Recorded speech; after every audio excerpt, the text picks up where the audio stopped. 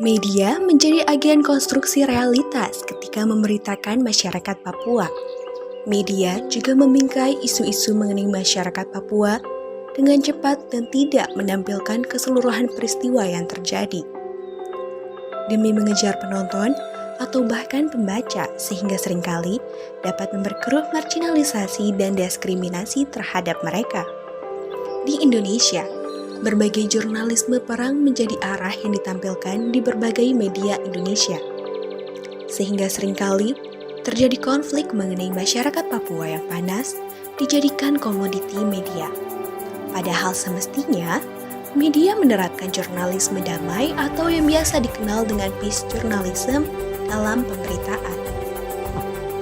Pemberitaan orang Papua di media seringkali abai terhadap isu marginalisasi dan diskriminasi terhadap Papua. Sehingga, dalam meliput konflik Papua, media malah berpihak secara tidak adil kepada pihak kepolisian atau bahkan pemerintah. Suara orang Papua diabaikan dan media juga masih stigmatif dalam merepresentasikan orang Papua dalam pemberitaan. Jika pemberitaan di media terus mengabaikan isu marginalisasi dan diskriminasi terhadap orang Papua, maka masyarakat Indonesia akan terus menciptakan persepsi negatif pada orang Papua.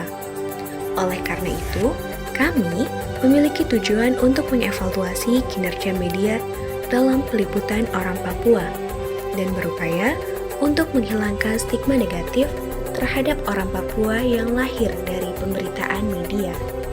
Dalam hal mengenai pemberitaan masyarakat Papua yang didiskreditkan, kita bisa melihat dari contoh berita yaitu berita yang dilansir oleh detik.com tepatnya pada tanggal 16 Agustus 2019 yang berjudul Tolak Kibarkan Merah Putih Asrama Mahasiswa Papua Digeruduk Warga. Jika dianalisis, berita ini termasuk berita yang bermasalah. Hal ini karena Detik tidak mengutip mahasiswa Papua sama sekali dalam berita. Selain itu, pemberian judul Tolak Kibarkan Merah Putih juga diambil dari pernyataan salah satu anggota massa reaksioner yang ikut menggeruduk asrama. Praktis, judul tersebut menyesatkan dan menghakimi penghuni asrama secara sepihak. Contoh lain yaitu berita yang juga dilansir oleh detik.com tepatnya pada tanggal 15 Agustus 2019 yang berjudul Ini Sederet Tindakan Anarkis Mahasiswa Papua di Malang Saat Akan Demo. Berita tersebut membingkai massa aksi dari Papua sebagai pemain tunggal dalam kericuhan jalanan tersebut yang semakin mendiskreditkan orang Papua. Karena tidak adanya pula kutipan, wawancara, ataupun sumber dari orang Papua yang terlibat di dalamnya. Ketika berbicara tentang pemberitaan orang Papua di media, masyarakat pada umumnya akan langsung mengaitkan orang-orang Papua dengan isu-isu kriminal. Seperti halnya hasil wawancara kami yang dilaksanakan pada 18 November 2021, yaitu sebagai berikut. Tanggapan saya untuk pemberitaan orang-orang di Papua seringkali menampilkan isu-isu kriminal seperti kejahatan dan kekerasan. Menanggapi perihal tersebut, kami mencari cover website dengan cara mewawancarai Maria Mesliko Samah, yaitu salah satu mahasiswa Universitas Lampung asal Papua. Jadi, tanggapan di media tentang orang Papua itu tidak benar, tidak sesuai dengan realita atau kenyataan yang terjadi di tempat kami. Kadang media itu mempublikasikan berita hoax yang tidak sesuai dengan apa yang terjadi. Misalnya berita tentang kekerasan, kejahatan itu sebenarnya tidak ada. Kadang orang dari luar sana melihat berita itu mereka langsung percaya. Jadi mereka menganggap bahwa kami orang Papua ini orang yang penuh dengan kekerasan dan kejahatan. Tapi pada dasarnya kami tidak seperti itu. Terima kasih. Dengan hasil wawancara tersebut, hal ini tentu menjadi titik buram, tepatnya bagi masyarakat dalam menilai integritas Papua.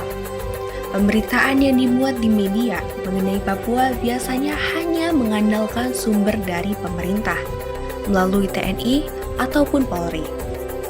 Hal ini cukup disayangkan, mengingat pers seharusnya mampu menyerap informasi lebih lanjut dengan dua sisi sebelum disebarluaskan kepada publik. Pada era pemerintahan ini, kebebasan dari pers sendiri sangat tidak terasa. Para jurnalis cenderung kesulitan saat mengurus izin meliput keadaan langsung di Papua. Sehingganya, hak kebebasan pers yang krusial menjadi terabaikan.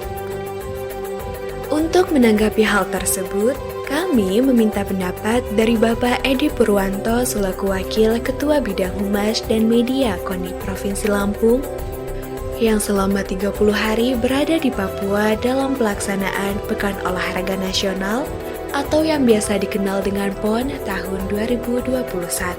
Kalau kita bicara Papua ya, Papua adalah negara bagian dari Indonesia. Ya seperti apa adanya kita. Saya di sana 1 bulan dalam rangka Pekan Olahraga Nasional. Yang saya temukan di Papua ya masyarakat biasa saja, tidak seperti yang diberitakan selama ini yang kita sebelum ke Papua di sana sulit ya kita tinggal bagaimana kita menyikapinya gitu. Kalau di kota Jayapura, di Kabupaten Jayapura, di Nabire, di beberapa kota-kota yang sudah ada di sana itu seperti Indonesia pada umumnya. Dan masyarakat Papua itu cenderung dia sangat komunikatif, sangat mudah menolong gitu ya, sangat baik hati menurut saya, karena semua yang saya temukan baik apapun profesi dia, sopir, guru atau pedagang atau katakanlah suatu di jalan-jalan tetap sama sikapnya terhadap pendatang itu sama, nggak punya keinginan istilahnya pokoknya dia bagus aja lah menanggapi kita.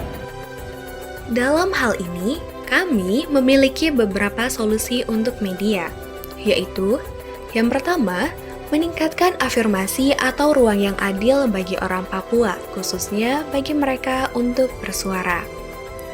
Penyediaan ruang ini dapat dilakukan dengan mengupayakan kehadiran narasumber dari orang Papua, menyeleksi tone narasumber yang hadir dalam berita, serta membingkai berita sebagai isu tematik atau pemberitaan yang berfokus pada tren dan konteks isu. Lalu yang kedua, pengembangan situs yang ramah terhadap warga Papua dengan semua portal yang dapat diakses, supaya kesetaraan hak atas informasi akan tercapai. Kemudian, solusi bagi masyarakat umum untuk menghilangkan persepsi negatif tentang pemberitaan orang Papua di media adalah sebagai berikut. 1. Jangan mudah terprovokasi dengan judul berita.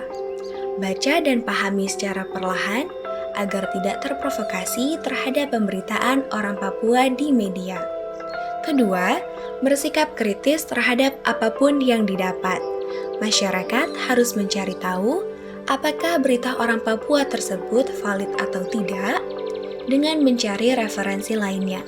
Dan yang ketiga, utamakan logika. Selalu gunakan logika saat mendapati suatu berita yang belum diketahui kebenarannya, apalagi seperti isu-isu yang terjadi di Papua.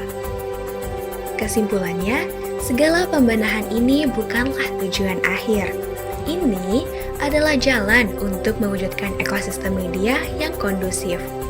Ekosistem yang menyediakan ruang aman bagi semua orang untuk bersuara, terlebih khususnya bagi orang-orang Papua. Pers bersama pemerintah harus lebih bijak dalam menangani pemberitaan Papua supaya tidak terjadi ketimpangan informasi yang merugikan pihak Papua. Sikap kritis publik juga sangat diperlukan dalam menyaring informasi-informasi segala pemberitaan di media.